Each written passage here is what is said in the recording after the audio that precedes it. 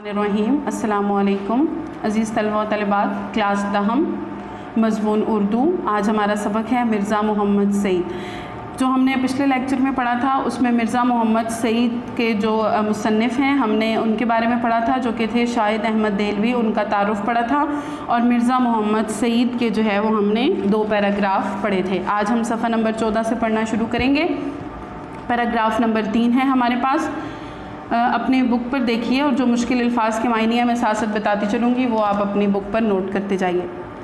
मिर्ज़ा साहब किसी को खुश करने के लिए नहीं लिखते थे। मिर्ज़ा साहब पैसे के लिए भी नहीं लिखते थे। पैसे की तो उन्होंने कभी परवाह नहीं की, बल्कि पैसे के ज़िक्र पर वो चिढ़ जाते थे, वो गुस्सा करते थे।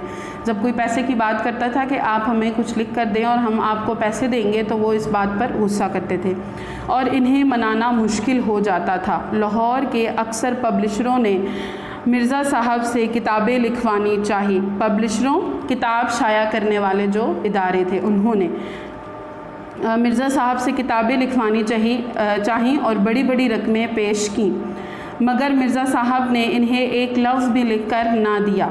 और जब अपना पहला नावल यास्मीन लिखा तो अपने एक शागिर्द पब्लिशर को बेमुज़्द दे दिया। बेमुज़्द, बग़ैर किसी मुआवजे के, बग़ैर पैसे लिए उनको लिखकर जो है वो उन्होंने दे दिया था। इसके कुछ अरसे बाद दूसरा नावल ख्वाब हस्ती लिखा, इसे भी बग़ैर कुछ लिए दिए छपवा दिया। एक पब्लिशर साहिब लाहौर से दिल्ली महज इस गर्ज से आए थे, महज सिर्फ इस बात की वजह से आए थे कि मिर्ज़ा साहिब से नावल लिखवाएंगे। मैंने इन्हें समझाया कि मिर्ज़ा साहिब नहीं लिखेंगे, मगर वो बड़े बड़े मुसन्निफ़ों को ख़रीद चुके थे। वो ना माने और बोले हम इन्हें एक नावल का 1000 रुपया देंगे। तो वो क्यों नहीं लिखेंगे? यानी वो आपस में 2 दोस्त जो हैं वो मुकालमा कर रहे हैं कि जब मैं उनको पैसे दूंगा तो मिर्ज़ा साहब क्यों नहीं लिख कर देंगे। ये वो ज़माना था कि 200-250 रुपये में अच्छा खासा नावल पब्लिशर को मिल जाता था। चुनाचा मुझे अपने साथ लेकर मिर्ज़ा साहब की खिदमत में हाजिर हुए। मैंने तारुफ़ करवाया। मिर्ज़ा साहब का माथा ठनका अंदाज़ा लगाया, यानी मिर्ज़ा साहब ने खुद से अंदाज़ा लगा लिया। पब्लिशर साहिब ने छूटते ही नावल लिखने की फरमाइश की, यानी जाते ही उन्होंने क्या किया कि मिर्ज़ा साहब से नावल लिखने की फरमाइश कर डाली। मिर्ज़ा साहब बड़े ठंडे मिजाज के आदमी थे। बोले आप मेरे नावल के 5000 दे देंगे, 10,000 दे देंगे। मुझे ये मंजूर नहीं है कि जो काम कर रहा हूँ इसे छोड़कर आपके लिए नावल लिखूँ। 5-10 हज़ार की बात सुनकर पब्लिशर साहब की सीटी गुम हो गई, यानी वो परेशान हो गए कि ये तो 5-10 हज़ार लेकर भी और फिर भी लिखने को तैयार नहीं है। 2-4 मिनट पहलू बदल कर रुखसत चाहिए, जाने की इजाज़त चाहिए। यानी 2-4 मिनट बैठे और फिर फ़ौरन ही कहा कि हम चलते हैं, इजाज़त उन्होंने ले ली। मिर्ज़ा साहब इस ज़माने में अपनी मुअर्रक़तुल आरा किताब मज़हब और बातनियत लिख रहे थे। ये 2 मिर्ज़ा साहब की किताबों के नाम हैं, मज़हब और बातनियत। ये 2 किताबें वो लिख रहे थे, जिसे मुकम्मल होने के बाद उनके दोस्त प्रोफ़ेसर ताजवर नजीब आबादी जो मिर्ज़ा साहिब के दोस्त थे, वो एक नामवर शायर थे और अदीब भी थे। तो उनसे लिए गए और लाहौर से वो किताब शाया हुई। मिर्ज़ा साहब का सिर्फ यही एक इल्मी कारनामा है, मगर ऐसा कारनामा कि उर्दू की अगर 100 उम्दा किताबें छांटी जाएँ, उम्दा किताबें, अच्छी किताबें, 100 अच्छी किताबें छांट ली जाएं, तो इनमें मज़हब और बातनियत को ज़रूर शरीक करना पड़ेगा। मिर्ज़ा साहब दिल्ली के शुरफा के एक मुतवम्मिल ख़ानदान के चश्मो चिराग थे। मुतवम्मिल एक मालदार जो ख़ानदान था, यानी मिर्ज़ा साहब का जो ख़ानदान था वो मालदार था। मालदार ख़ानदान के चश्मो चिराग थे। तिराहा बैरम खान से आगे बढ़कर, तिराहा बैरम खान वो जगह जहाँ 3 रास्ते मिलते हैं, ये एक जगह का नाम है। तिराहा बैरम खान से आगे बढ़कर एक रास्ता सीधे हाथ को मुड़ जाता है और उसी के नुक्कड़ पर मिर्ज़ा साहिब का आबाई मकान था। नुक्कड़ पर एक कोने पर, उसी कोने पर मिर्ज़ा साहब का आबाई मकान था। इसी इलाके में सर सैयद अहमद ख़ान का कदीम मकान भी था। सर सैयद अहमद ख़ान मुसलमानों में जदीद तालीम के फ़रोग़ के अलंबरदार थे और अलीगढ़ MAO कॉलेज कायम किया, जो इनकी वफ़ात के बाद यूनिवर्सिटी में तब्दील हो गया, यूनिवर्सिटी बन गई। सर सैयद से भी मिर्ज़ा साहब की अज़ीज़दारी थी और मुंशी ज़काउल्लाह से भी इनकी कराबतदारी हो गई थी। मुंशी ज़काउल्लाह सर सैयद अहमद ख़ान के करीबी दोस्त और साथी थे।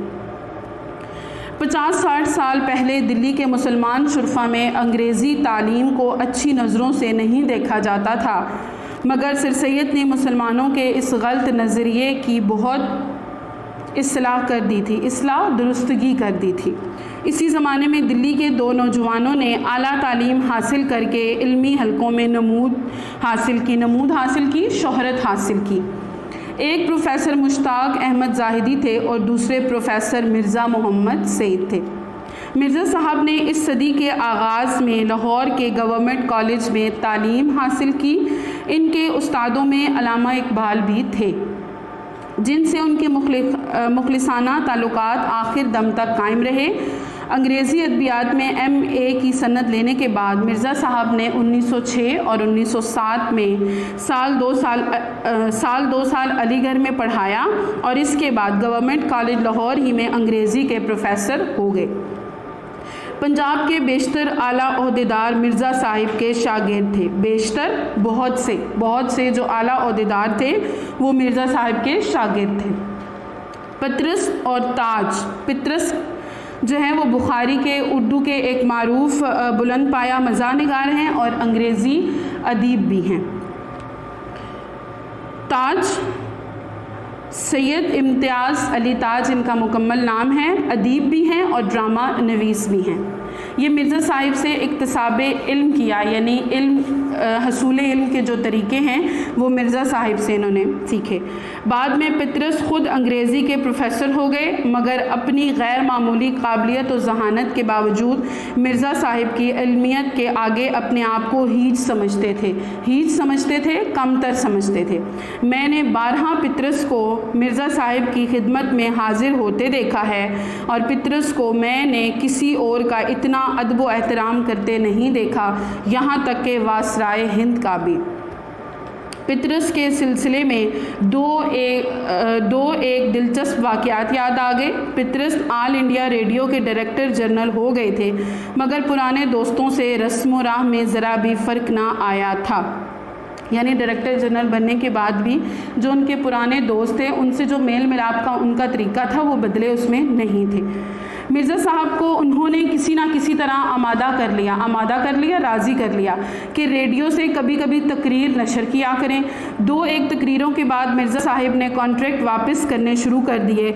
शुदा होते बात पतरस तक जा पहुंची। हाजिर होकर वजह दरियाफ्त की। मिर्ज़ा साहिब ने फरमाया, तुम्हें इस्लाह देने के बाद मुझे ये मंजूर नहीं कि तुम्हारे शागिर्द मुझे इस्लाह दें। पतरस ने बड़ी माजरत की, माफ़ी मांगी, मगर मिर्ज़ा साहिब आइंदा नशर करने के लिए आमादा नहीं हुए। अगले दिन दफ्तर में क़यामत आ गई। पूरे स्टाफ को जमा करके उन्होंने ब्रॉडकास्टिंग के हुस्ने इखलाक पर एक तवील लेक्चर दिया, एक लंबा चौड़ा उन्होंने लेक्चर दिया। बात तो खुल ही गई थी। स्टेशन डायरेक्टर ने तकरीरों के इंचार्ज को बुलाकर कहा कि अगर अपनी खैर चाहते हो तो मिर्ज़ा साहिब को मना कर लाओ। इसको मालूम नहीं कि मिर्ज़ा साहिब पतरस के उस्ताद हैं। हस्बे दस्तूर अपनी कार्रवाई दिखाने के लिए इसने इनके मसवदे में से 2-1 फ़िक्रे निकाल दिए थे।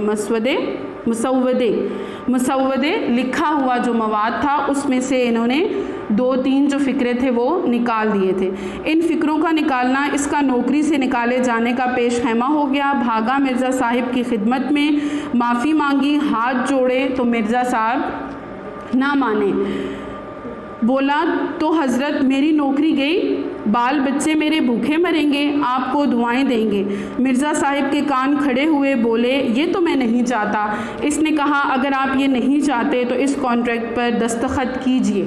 मिर्ज़ा साहिब ने फ़ौरन दस्तखत कर दिए।